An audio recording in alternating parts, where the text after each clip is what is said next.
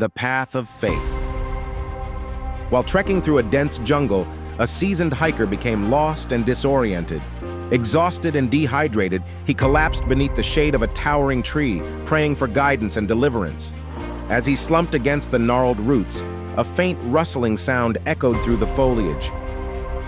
With renewed hope, the hiker lifted his head to see a group of fellow adventurers emerging from the undergrowth. They offered him their assistance, a lifeline in the midst of his predicament. However, the hiker, clinging to his belief in divine intervention, politely declined their help.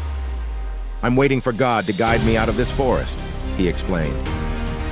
The group exchanged puzzled glances before continuing their journey, leaving the hiker alone once more. As day turned into night, the hiker's anxiety mounted. The jungle's nocturnal symphony played out around him, a haunting reminder of his isolation. Desperate for help, he spotted a flickering light in the distance, a beacon of hope amidst the encroaching darkness. Gathering his remaining strength, the hiker stumbled towards the light, only to discover a solitary house nestled amidst the dense foliage. A kind-hearted elderly woman answered his knock, offering him shelter and provisions for the night. Despite the woman's hospitality, the hiker refused her assistance, still fixated on the idea of divine guidance. As the night deepened, the hiker's faith began to waver. The jungle's silence, once a comforting familiarity, now amplified his loneliness. Overcome by despair, he drifted into a restless slumber, haunted by dreams of his solitary confinement. Upon waking, the hiker found himself face to face with a young villager, their eyes filled with concern. The villager had stumbled upon the hiker's campsite and tracked him to the house.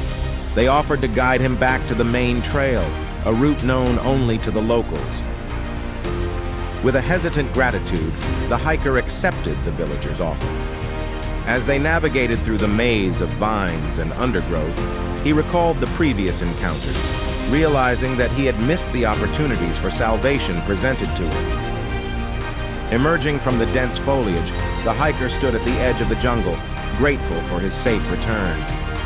He had learned a valuable lesson about the nature of divine intervention, about recognizing the subtle forms in which it manifests.